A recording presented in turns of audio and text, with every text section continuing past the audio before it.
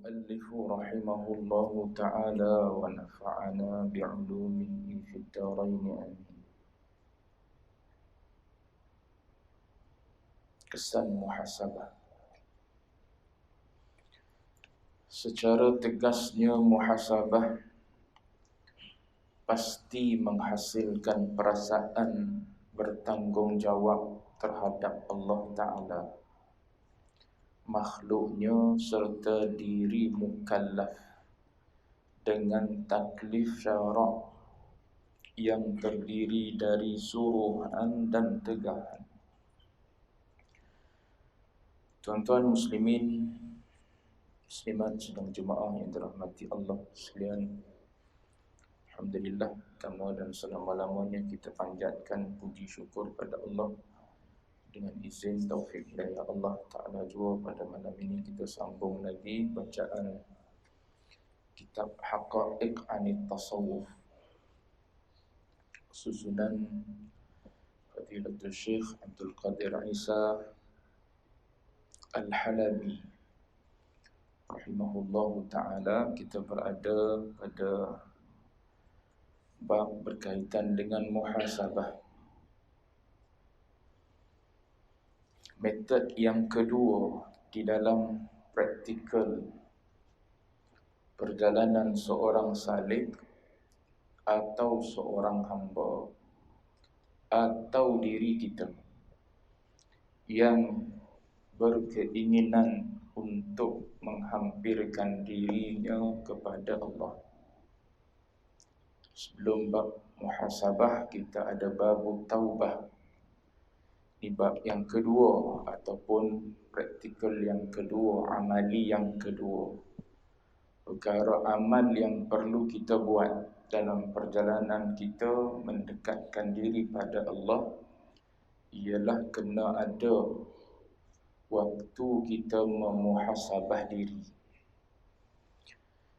Dalam pertemuan yang lepas disebutkan bagaimana baginda Nabi sallallahu alaihi wasallam yang hanya makan buah tamar, yang hanya minum air sejuk, yang hanya dapat berteduh di rumah sahabat. Namun Nabi mengatakan, hadza, apa yang Nabi dapat itu, 2-3 biji buah tamar dengan air sejuknya, dengan rumah sahabat tersebut boleh berteduh daripada panas tu. Nabi kata, minan na'im alladhi tus'aluna anhu. Nabi kata ini antara nikmat yang kamu semua akan ditanya tentangnya di akhirat nanti. Jadi hadis Nabi ini ataupun situasi yang berlaku pada baginda Nabi ini, dan Nabi akhirnya menyebutkan perkataan yang saya baca tadi, adalah satu muhasabah untuk diri kita, yang makannya tidaklah sebagaimana Nabi makan. Nabi makan tamar, kita makan lebih daripada tamar. Bahkan tamar kita buang-buang je, sebab kita bukan jenis orang makan tamar. Tapi walaupun rumah kita banyak tamar pun, bila nak bagi pada orang berasa berat kedekut. Kalau nak kira kita makan tak buah tamar ada banyak-banyak ni, berkotak orang bagi ni, tak makan. Ramadan bertemu Ramadan tak habis lagi tamar. Tapi bila bini ambil nak bagi pada orang, biar takut nak makan. Itu perangai kita. Padahal duk kerah boleh jadi dalam peti, duk tersimpan, lepas akhirnya buru, lepas tu buang. Itu nikmat yang Allah Ta'ala bagi. Tus'aluna anhu, Nabi sebut, akan ditanya tentang nikmat itu. Nabi minum air sejuk, kita tak minum air sejuk.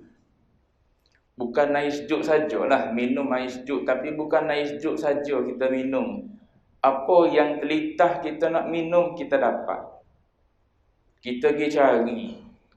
Bukan setakat yang ada dalam rumah kita, kita pergi cari rata-rata tempat kita pergi cari. Kita sanggup beratur untuk dapatkan apa yang kita rasa nak makan, nak minum. Bukan kata salah untuk muhasabah diri. Tapi tahap syukur kita dengan syukur Nabi jauh sangat-sangat. Ini poin dia. Poin dia nak suruh kita pakat muhasabah. Kalau Nabi dengan air sejuk, dengan makan buah tamar tu pun, hidup dia dengan ibadat pada Allah. Malamnya penuh dengan ibadat pada Allah. Kenapa kita tak tiru Nabi begitu juga? Lepas makan nasi, jemaah tinggal. Tak jadi. Patut lepas makan nasi, boleh nikmat daripada Allah Ta'ala makan nasi, sepinggan dengan lauk sedap pula. Patutnya makin semangatlah bangun beribadat. Pergi ke masjid, bunyi orang azan, pergi masjid cepat-cepat sikit. Tadi Allah Ta'ala bagi makan nasi. Tadi Allah Ta'ala bagi minum air sedap-sedap dah. Patutnya cepat-cepat dah pergi semayam jemaah ke, ataupun menyegerakan solat berjemaah ke, ataupun menyegerakan solat di awal waktu ke, waktu fadilat dan sebagainya lah. Tapi dah dia jadi tertangguh-tangguh dengan sebab kenyang tadi. Sedangkan Nabi dengan 2 biji, 3 biji tamar, dengan minum air sejuk, malam tak pernah luput qiyam. Kita luput tiap-tiap malam. Tu muhasabah. Sebab tu dia mari contoh tu, nak suruh muhasabah. Nak suruh kita tengok diri kita masing-masing. Taat ibadat kita sangat rendah. Nikmat yang Allah Ta'ala bagi hebat-hebat pada kita. Jangan duk rasa tak ada nikmat. Kau duk rasa tak ada nikmat lagi, duduk dalam keadaan gini. Baju boleh tukar, esok lusa tak bertemu baju sama. Seminggu tak bertemu baju sama kita. Kalau sebulan tak bertemu baju sama, tu lagi dahsyat. Ni seminggu katakanlah tak bertemu baju sama.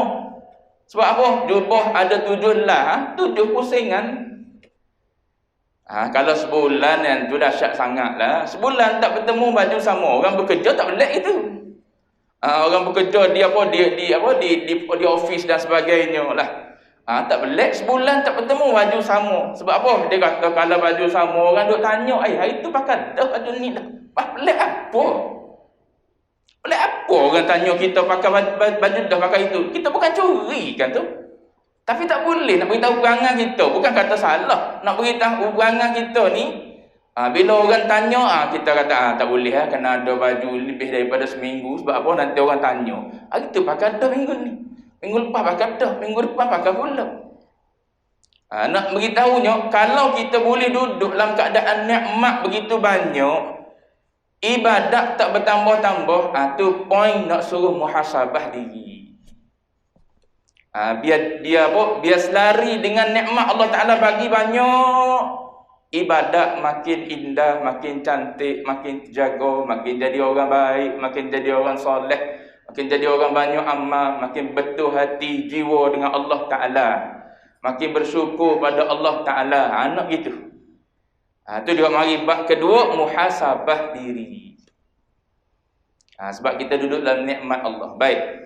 Habis yang tu disebut kesan daripada muhasabah. Bila kita duduk dalam keadaan memuhasabah diri kita, tengok amal ibadat kita, maka ada kesan dia. Dia kata secara tegasnya, muhasabah ataupun duduk dalam keadaan berkira-kira amal ibadat kita ataupun nikmat yang Allah Ta'ala bagi pada kita, pasti dia kata menghasilkan perasaan bertanggungjawab terhadap Allah Ta'ala, juga pada makhluknya serta pada diri mukallaf itu dengan taklif syarak. Apa taklif syarak? Yang terdiri dari suruhan dan tegahan. Itu ya taklif syarak. Taklif syarak ni 2 ya. Kalau ikut Syekh Syarawi lagi senang, dia kata taklif syarak ni ialah suruh dan larang. 2 tu ya. Yang datang daripada Allah Ta'ala hanyalah 2 perkara. Satu datang dalam bentuk suruh, satu lagi dalam bentuk larang. Yang itulah yang Allah Ta'ala simpan dulu Adam dan Hawa dalam syurga. Tujuan dia nak latih yang ni. Waktu bagi Syekh Sya'rawi, syurga yang didiami oleh Nabi Allah Adam alaihissalam sebelum dia dikeluarkan daripada syurga tersebut, bagi Syekh Sya'rawi itu bukan syurga hakiki yang kita akan masuk nanti lepas mati. Sebab syurga tu bagi dia pandangan dia, syurga itu akan dimasuki oleh seseorang, dia tak akan keluar dah daripada syurga tu. Habis itu syurga yang didiami oleh Nabi Adam alaihissalam ni dipanggil syurga tempat latih. Tu bagi dia pegang pendapat tu. Sebab tu dalam tu dilatih Nabi Adam alaihissalam dua perkara. Perintah daripada Allah Ta'ala, makanlah apa benda yang kau nak makan. Dalam Quran sebutkan, makanlah. Nak makan apa saja yang ada dalam ni. Satu je Allah Ta'ala pesan, wala taqraba. Itu larang. Maknanya dua je benda yang datang daripada Allah. Satu bentuk suruh, satu bentuk larang. Lepas tu, pergi pada syariah agak dia pecah lagi lah. Suruh ada wajib, ada sunat. Larang ada makruh, ada haram. Asalnya dua tu suruh dengan larang.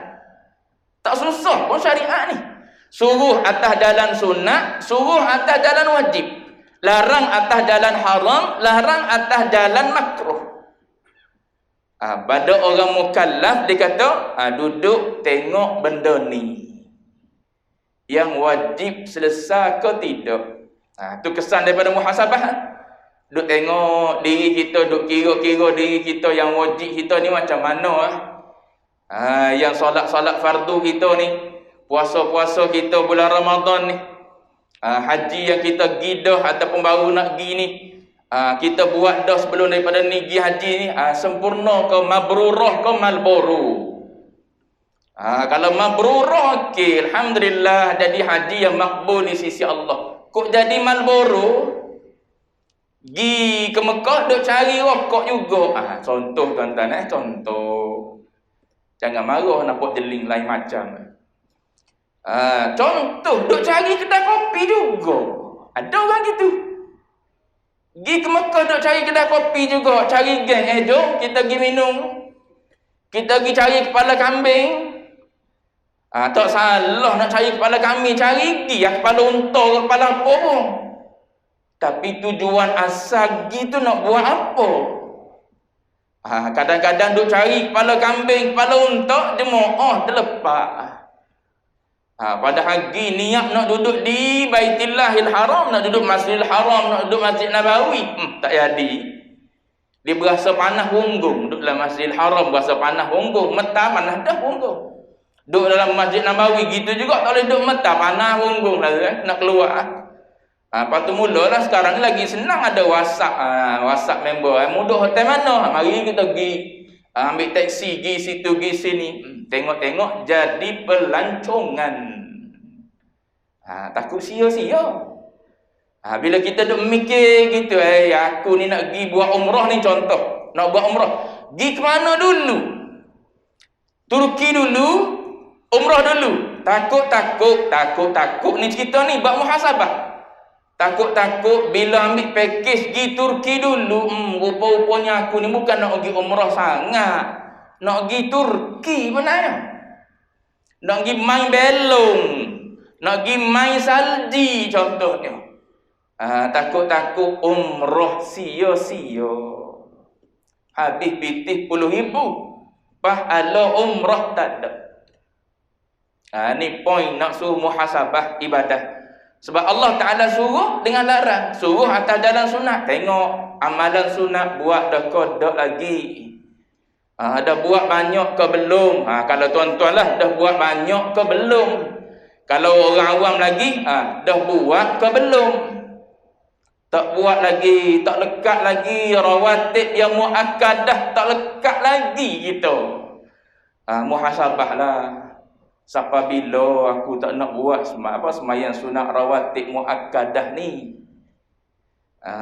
Kalau orang sebut rawatib muakkadah, yang mana satu? Muhasabah lagi. Aku tak mengaji lagi bab rawatib muakkadah. Jangan dia kata sunat je, rugi. Dia je nak kira sunat, kira rugi. Orang ambil yang sunat ni, untung kan tu. Yang wajib itu modal. Kau orang meniaga nak modal saja. Oh, tak ada orang meniaga nak modal saja. Orang untung berlipat kali ganda orang untung. Tiba-tiba kita sunat. Tu tak cerdik orang meniaga gitu. Wasabah, tak cerdiknya aku. Duduk dalam keadaan yang sunat rawatib pun tak lekat lagi. Apa dia rawatib sunat ni? Pergi cari pula dalam fiqh. Tanya Tok fiqh pula Tok fiqh bagi tahu ni sunat ni, sunat ni, sunat ni. Jaga 10 rakaat kau, berapa rakaat kau ambil buat biar boleh mulazamah. Biar jadi lekat. Duduk di rumah pun jadi juga. Jangan duduk di masjid saja jadi. Duduk di rumah pun jadi.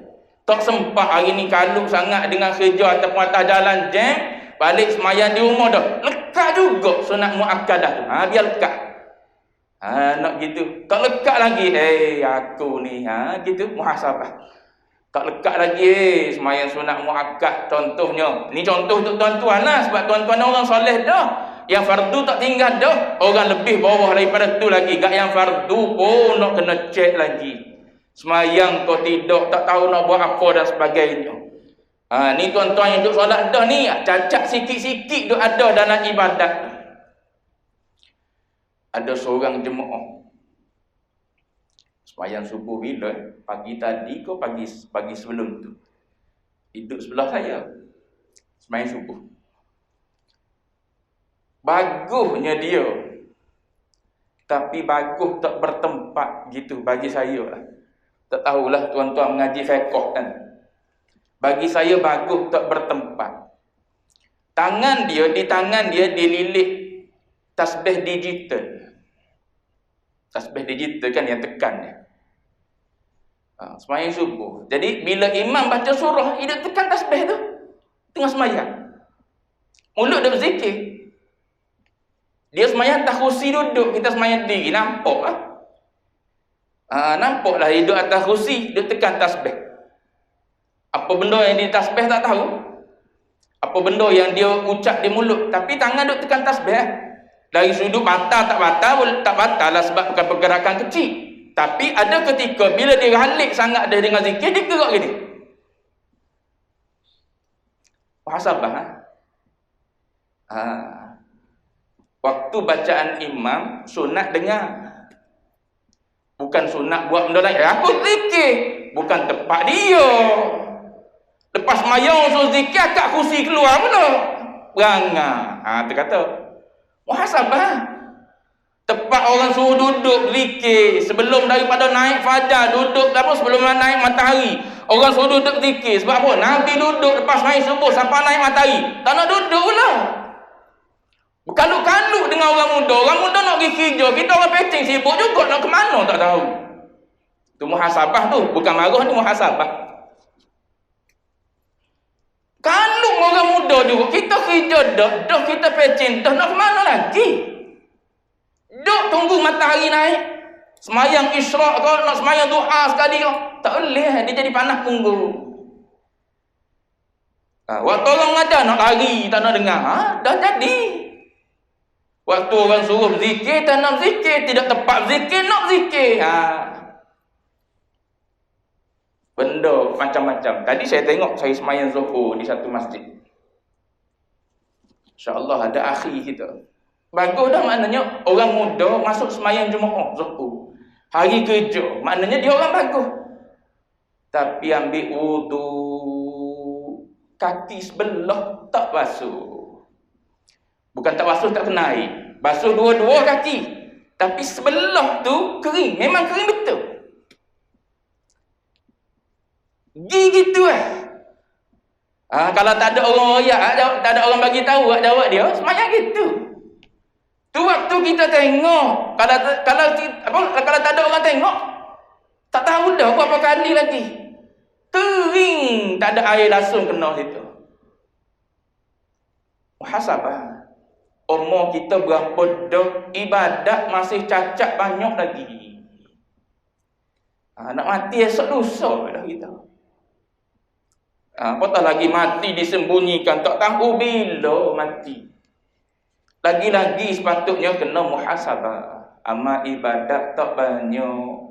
Angan-angan nak duduk dengan Nabi dalam syurga. Selawat sepatah haram pun tak. Contoh ini tuan-tuan, contoh. Tuan-tuan orang banyak selawat. Yang duduk sebelah saya tu pun saya nampak lah dia punya tasbih 500 lebih dah. Masa tu tak tahulah dia start bilanya.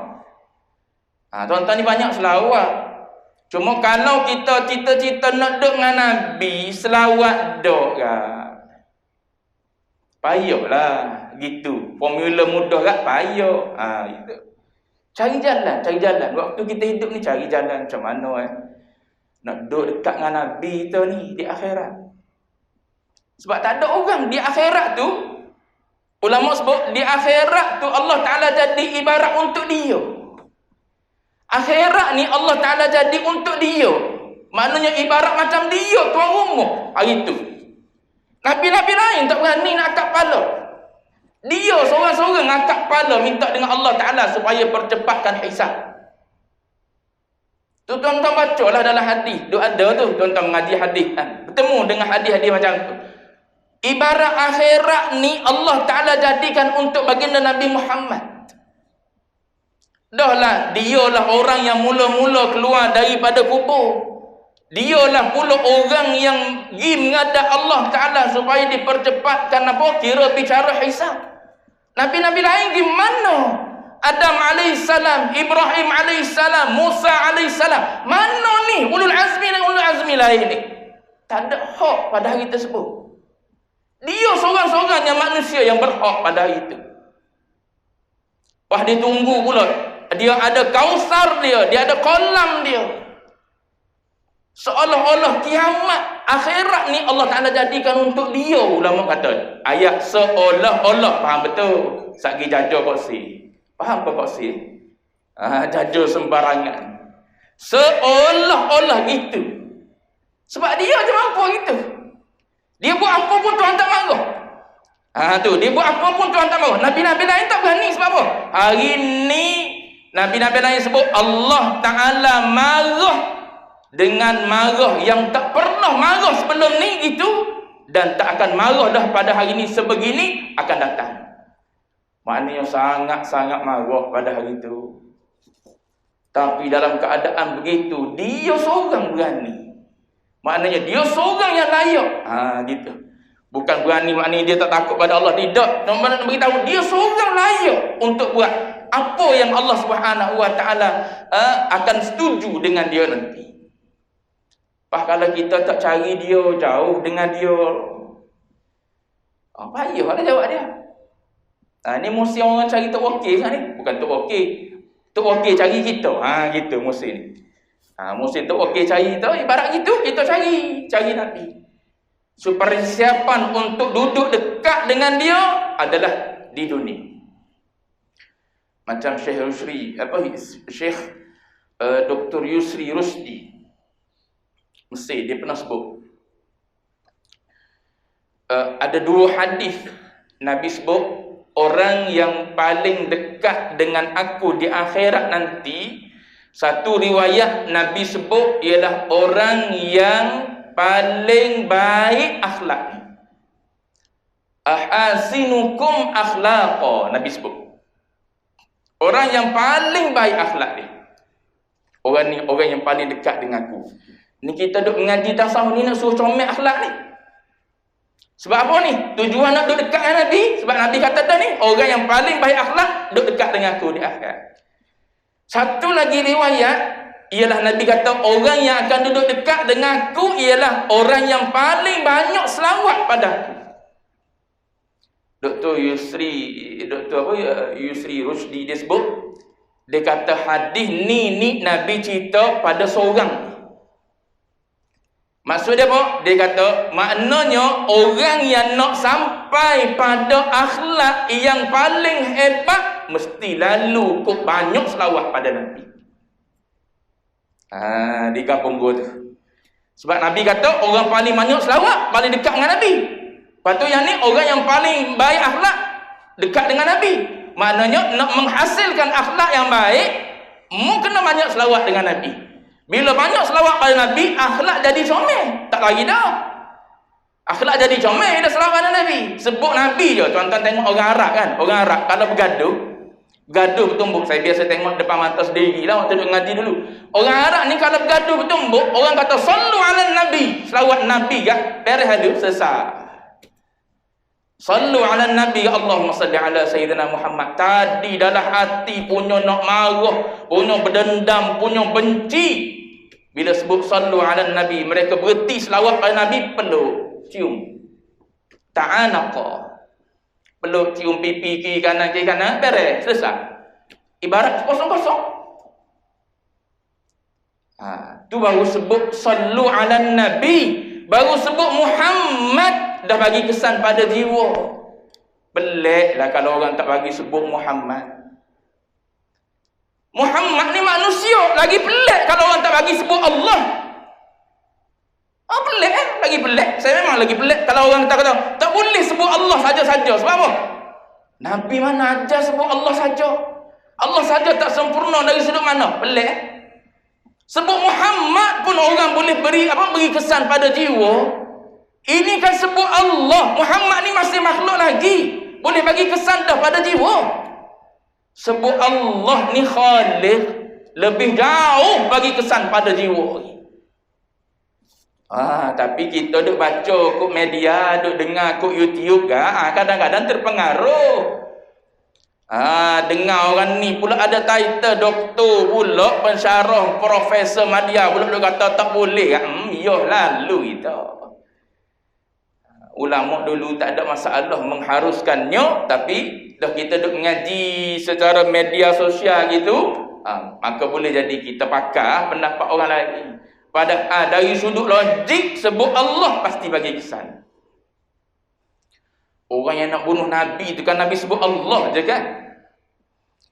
Siapa yang boleh menyelamatkan engkau sekarang ni daripada aku? Tu dia tanya. Sebab apa? Dia pegang dah pedang Nabi, letak di tekak Nabi dah. Siapa yang boleh menyelamatkan engkau sekarang? Nabi kata Allah. Allah, Nabi kata. Jatuh pedang dia. Itu kalimah saja. Nak ceritanya ialah kalau kita nak dekatkan diri dengan baginda Nabi, muhasabah. Tengok Allah, aku selawat sehari-hari pun tak banyak. 10 kali sehari pun tak ada. Kalau ada dah 100, tambah lagi 100 sikit sangat. Sahabat tanya, aku nak salawat padamu ya Rasulullah berapa? Sahabat kita tanya, macam-macam kan. Last kali tu, akhir kisahnya ialah aku akan bersalawat kepada engkau sepanjang hari, kata sahabat. Mula-mula kata 2/3 dulu. Mula-mula 1/4 dulu. Rubuk, aku selawat pada engkau rubuk boleh tak ya Rasulullah? Boleh. Nabi kata, wa in zitta fa khair. Tapi kalau engkau tambah, lebih baik. Kalau gitu ya Rasulullah 1/2, setengah. Nabi kata wa in zitta fa khair. Kau tambah lagi bagus. Kalau gitu 2/3 ya Rasulullah. Tambah makin banyak. Last kali, kalau gitu ya Rasulullah, aku sepanjang hari lah berselawat pada engkau. Ada orang tak boleh dengar pula. Tak boleh dengar. Orang selawat tengah-tengah mengajar, tak boleh dengar.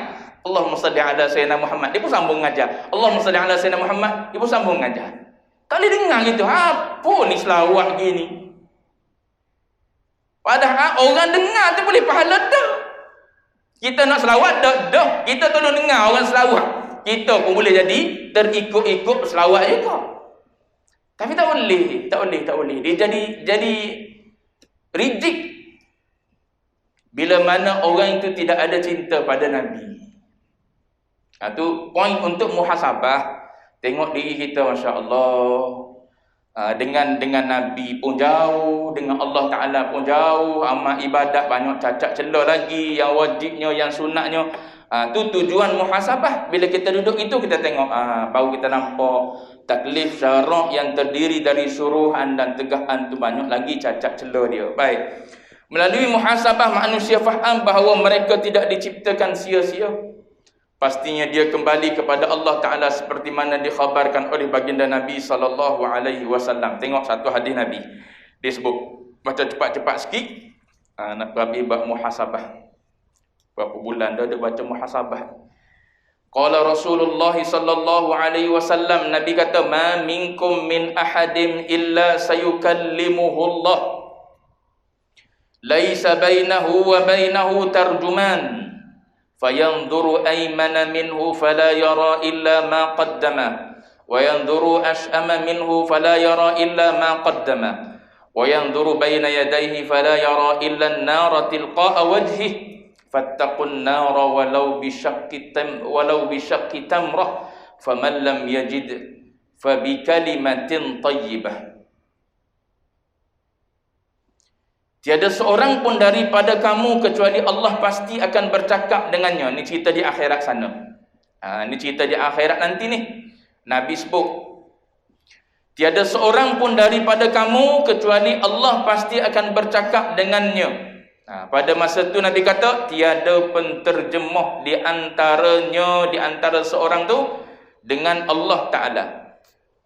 Dia memandang di sebelah kanannya, tidak didapati kecuali apa yang telah ia lakukan. Dia memandang ke sebelah kirinya, tidak didapati kecuali apa yang telah ia lakukannya. Lalu dia memandang di depannya, maka tidak didapati kecuali neraka berada di depannya. Ini apa suasana Nabi sebut. Maka Nabi kata, fattaqun nara walau bisyiqqi tamrah.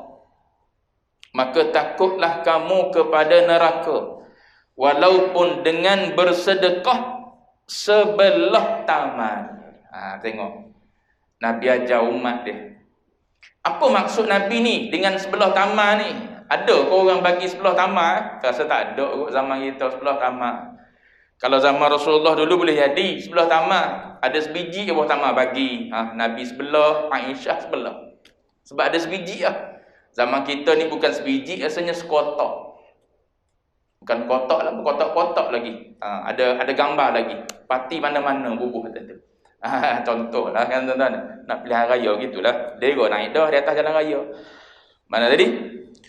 Nabi sebut ni, walau bisyiqqi tamrah ni, walau sebelah ni, Nabi nak bagi tahu pada kita, walau dengan perkara yang sekecil-kecilnya.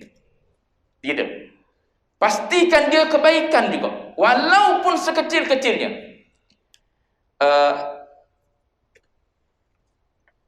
Saya terbaca dalam satu buku apa tak ingat dah tuan-tuan.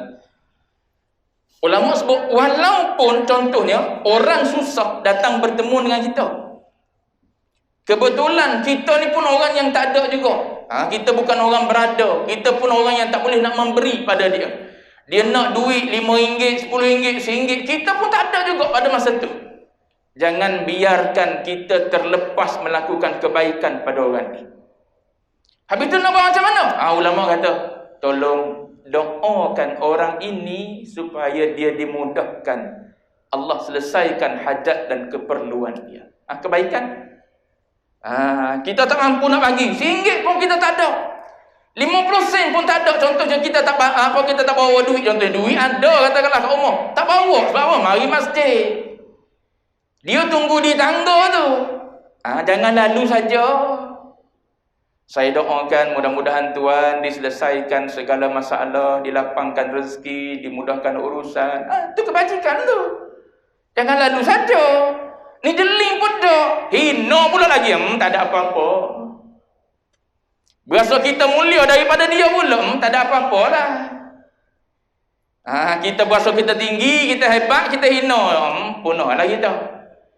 Tak Nabi ajar. Walau bisyiqqi tamrah. Walau dengan sekecil-kecil perbuatan. Apa perbuatan kebajikan yang boleh kita buat? Walaupun dengan sebelah tamak. Ada gula-gula 2 biji. Ambil kau sebiji, aku sebiji. Boleh pahala dah. Gula, apa lagi yang kecil lagi? Kacang. Kacang kecil lagi daripada apa? Daripada gula-gula. Ada 2 biji. Bagi kat bini sebiji, kat kita sebiji. Kita makan pun tak ada rasa, dia pun makan tak ada rasa. Apa tu? Biji matahari, bunga matahari ke apa tu? Tu kecil sangat tu kan. Kalau kita makan sebiji tak ada rasa apa, tapi dah nak kebajikan. Awak ambil satu, saya ambil satu. Allah dah dulu dengan jujur lah syarat dia. Ni dok Allah pun dengan tak jujur. Agak-agak bini tak nak sebab apa? Aku nak dua baru rasa makan. Cuma nak beritahu, walau sekecil-kecil kebajikan buat. Lepas tu banyak lagi lah benda-benda tu tuan-tuan kias diri lah. Kemudian Nabi kata apa? Sesiapa yang tidak mempunyai sebelah tamar, Nabi kata, maka dengan kalimah yang baik pun memadai. Jangan pula jadi orang yang mulut puaka. Istilah orang zaman hari ni. Jangan jadi orang mulut puaka. Sedekah bagi, sedekah banyak, tapi mulut puaka tak jadi. Sedekah banyak, mulut pun cantik. Mulut cantik. Mulut cantik ni maknanya tak cakap uduk lah. Bukan mulut cantik bergintu, tidak. Maknanya nak beritahu, mulut tu bahasanya sopan, bahasanya cantik. Nak bagi nasihat, biar lembut lah. Sebodoh di tempat lain. Antara tanda seorang tu mutakabbir dalam kitab Mustakhlas bu, la yaqdiru ala an-nushil latif. Dia tak mampu nak bagi nasihat dengan bahasa lemah lembut. Cakap dengan bini, tapi perkataan nak bagi nasihat, dengar ni aku nak nasihat ni. Tak kena gitu. Nak nasihat bahasa biar lembut. Bahasa yang sopan, bahasa yang lembut. Tu pilih bahasa tu. Orang yang mutakabbir, dia tak mampu nak guna bahasa lembut saat dia menasihati. Dia kena guna bahasa kasar juga. Sebab apa? Sebab dia berasa dia selamat. Orang mutakabbir ni dia berasa dia selamat. Dia berasa dia selamat dah daripada api neraka. Dia rasa dia aman daripada api neraka, daripada azab Allah Ta'ala. Sebab tu dia bercakap dengan kasar dengan orang. Tu perangai orang mutakabbir. Depan nanti kita jumpa Cuma sebut contoh dulu. Cakap dengan bahasa yang sopan, lemah lembut dan sebagainya. Orang buat silap macam mana pun jaga perkataan. Gitu tuan-tuan Nabi ajar tu. Jangan jadi orang yang mulut puaka. 2 minit. Maka terpancar daripada hati ahli tasawuf perasaan kembali secara ikhtiari melalui taubat nasuha dan meninggalkan kesibukan yang binasa. Ia menyebutkannya daripada mengingati penciptanya subhanahu wa ta'ala. Dia lari daripada segala-galanya menuju Allah Ta'ala. Fafirru ilallah inni lakum minhu nadhirum mubin. Maka segeralah kembali kepada Allah. Sesungguhnya aku seorang pemberi peringatan yang nyata daripada Allah untukmu. Kembalilah bersama golongan sufi yang beriman dalam musafir mereka menuju Allah sebagai mengikut panggilan ghaib. Ya ayyuhalladzina amanu taqullaha wa kunu ma'as sadiqin. Yang ni satu lagi. Yang kita kena faham, kita tak boleh bersendirian. Tapi kita mesti bersama dengan orang-orang yang baik. Kalau kita nak jadi baik, kita tak boleh bersendirian. Sebab Allah Ta'ala sebut, wa kunu ma'as sadiqin. Bersamalah dengan orang-orang yang sadiq, orang-orang yang benar, orang-orang yang jujur. Maknanya kena cari teman yang soleh. Cari teman yang solehah. Kita tak boleh jadi baik seorang diri. Sebab kita duk berasa baik dah, padahal banyak lagi cacat celah kita. Tu teman yang baik tu, dia boleh baiki kita. Dia boleh betulkan kita, dia boleh tegur kita andai kita tersalah, andai kita terlemah, termalas, banyak lagi ternya, dia boleh memberi semangat pada kita. Tarik tangan kita, bawa kita, pimpin kita untuk jadi orang yang lebih baik daripada tu. Itu Allah Ta'ala sarankan. Jadi orang yang nak jadi baik, cari teman-teman yang baik. Wa kunu ma'as sadiqin. Baik. Habis dulu situ, isyarat bunyi dah. Akan datang sambung lagi sikit lagi bab muhasabah. Wa innamal qaumu musafiruna li hadratil haqqi wa dha'inuna. Tu syair akan datang. Wallahu a'lam. Ilmuhul